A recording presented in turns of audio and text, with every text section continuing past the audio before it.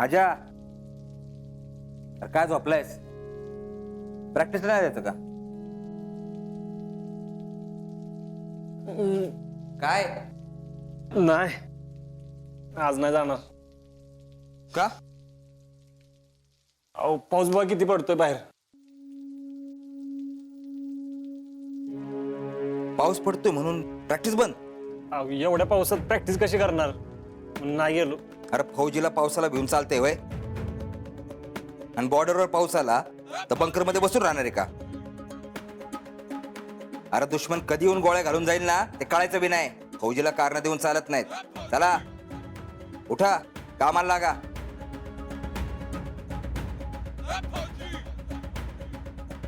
काय रे के नुसतं सिलेक्शन झालं म्हणजे सगळं झालं असं समजू नको.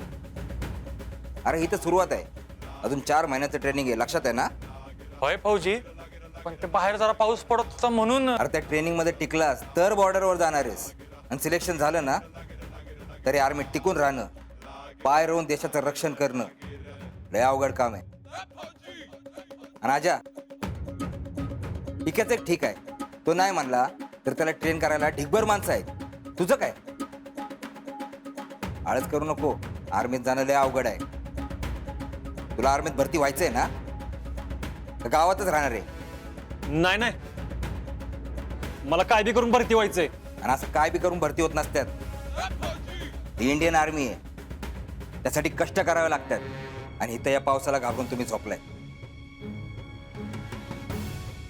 अरे तिकडे सियाचीन मध्ये काय चाललंय माहितीये ना? तिथं शत्रू राहिला बाजूला, त्या वातावरणात स्वतःला जिवंत ठेवणं हेच एक युद्ध आहे. इथं तुम्हाला या पावसानं झोपवलं, खरंच तिकडे गेला बिला तर काय होईल? अरे तुमच्या भरोशावर 125 करोड जनता बिनघोर झोपतीये, लक्षात ठेवा. वय फौजी, खरंच चुकलं आमचं.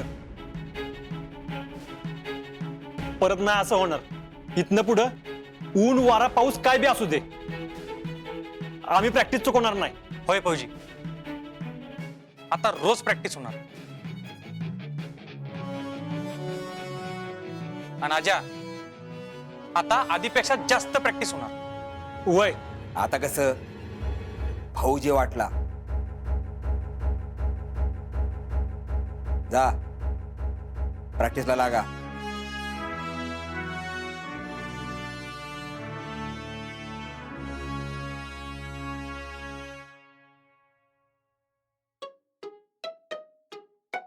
क्या चल रहा है शीतल तेरा? काय शेंगा खाते? वैसा नहीं, क्या करते, किधर जाते, कुछ बतातेच नहीं. सांगते की तुला. झूठ मत बोल. कल कहाँ पे गई थी? अगं बाहेर गेले होते. कुणाला सांगू नका जा. ती त्याची गर्लफ्रेंड आहे ना पूजा. काय? हाँ, मेरे को ऐसे लगा था. हाँ, आता पुढे ऐक. ती पूजा आहे ना, तिच्या घरचे लई कडक आहेत, त्यामुळे इक्याला आणि पूजाला जास्त वेळ भेटता येत नाही. आणि आता तर इक्या भरती होणार आहे, मग त्या दोघांना भेटता येणार नाही ना, म्हणून मी तिला घरातनं घेऊन येते. आणि अशी त्यांची भेट होती. त्यांना एकत्र आणण्याचा माझा आणि आजाचा प्लॅन सुरू आहे. तुझा आणि आजाचा? हा म्हणजे माझाच आहे.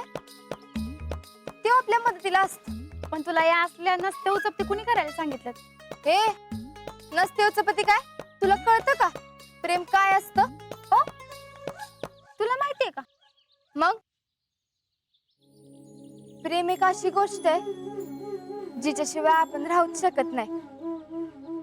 प्रेमाची ना एक वेगळीच भाषा असते, एक वेगळं जग असतं. जिथं गेल्यावर सगळ्या गोष्टी हळूवार बाजूला होत्यात आणि फक्त प्रेम दिसू लागतं.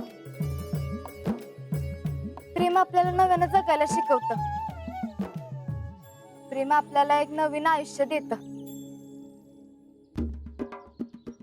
तू ठीक आहे ना? का? काय झालं? प्रेम बिम बोलतेस म्हणून म्हटलं. मी नाही, ती पूजा घरी राहायला आलती ना, तेव्हा तिने सांगितलं. तेच म्हटलं. तू असं कसं बोलशील? मला काय कळतं यातलं? ती काय बाय सांगत होती, लय प्रेम करते ती इक्यावर. अजून बरंच काय काय सांगत होती. ते कसे भेटले, कसे बोलले, हे सगळं बी सांगत होती. ऐकायला लय भारी वाटत होतं. सांभाळून बर का, नाहीतर तू बी कुणाच्या तरी प्रेमात पडशील. मी कशाला कोणाच्या प्रेमात पडते? तू पडशील काय माहित नाही, पण एक बरं झालं, तुझ्यासारखी पोरगी प्रेमाच्या गोष्टी करते ऐकून बरं वाटलं. नाहीतर तुला त्या भांडणाशिवाय काय जमतंय वय? हा, मी भांडते वय? नाहीतर काय. काय बी बोलू नको त्या आजासारखं. आला का तुझा आजा? होय, तो आजा माझा वय? तुला त्याच्याशिवाय जमत नाही ना, म्हणून म्हटलं. सारखी आठवण काढत असतीस ना. मी कशाला त्याची आठवण काढू? ते सोड. तुला एक सांगती, ती पूजा लय भारी आहे. म्हणजे बघ की, इतक्या आर्मीत जाणार आहे हे माहिती असून बी ती त्याच्यावर प्रेम करते. ती मला सांगत होती तिला फौजी लय आवडतात. फौजी तो सबको अच्छा लगते. हा, पण सगळ्यांना फौजी नवरा पाहिजे असं नाही ना. ती मला सांगत होती फौजीची बायको असती का नाही, तिचा राणीचा थाट असतोय. सगळे तिला अभिमानानं बघतात आणि लय रिस्पेक्ट बी करतात. होतोय. मला बी फौजी नवरा मिळाला पाहिजे. मिळल. तुला फौजी काय, जगातला कुठला पण पोरगा मिळेल.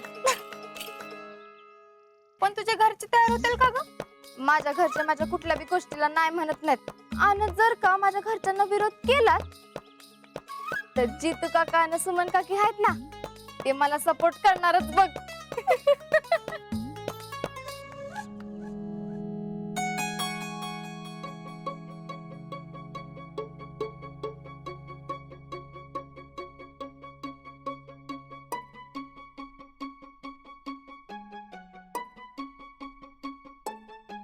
होय हो. आपण जरा शीतला जास्त सूट देतोय काय? म्हणजे आता हे परवाच बघा की केवढ्याला पडलंय सगळं. आपण नानांना फोन करून सांगायला पाहिजे होतं का विक्रमचा बर्थडे करतोय ते? मला पण आता तसंच वाटायला लागलं. न विचारता उगाचच केलं असं वाटायला लागले. हा, कुणालाच आवडलेलं नाही पोरं घरी आलेलं. अक्का तर लई चिडल्यात अहो माझ्यावर. आणि त्यांनी नीलम ताईला तर सांगूनच ठेवलं शितलीवर लक्ष ठेवायचं. लक्ष ठेवायला सांगितलं? होय. मला कळत नाही एवढं काय झालंय. चांगली पोरं आहेत ती, आणि आपण आपल्या मुलीला काय ओळखत नाही वे. बघा की तर शितली कधीच चुकीचं वागू शकत नाही. पटतंय हो मला सगळं, पण आपण नानांना आधी सांगायलाच पाहिजे होतं. म्हणजे हा सगळा प्रॉब्लेमच झाला नसता ना. आता तर सगळ्या गावात कळलंय. नानांना त्याची भीती आहे. नानांचं पण बरोबर आहे का? लोकांना काय का कुठल्या पण गोष्टीला फोडणी त्याला आवडतेच की. अक्का म्हणतात ना ती बरोबरच आहे बघा. हे फौजी पोरांच्या नादालाच लागायला नाही पाहिजे. उगाच एक म्हणतात दुसरंच काहीतरी होऊन बसायचं. सुमन, आपण शितलीला आता जी सूट देतोय ना ती दिलीच नाही पाहिजे. तर तिचं वय पण असं आहे ना, उगाच तिला कोण आवडायला लागलं, कुणाच्या प्रेमात बिमात पडली ना तर आपलीच गोची होईल. तुझ्या आणि माझ्या चांगलं ठेल सगळं.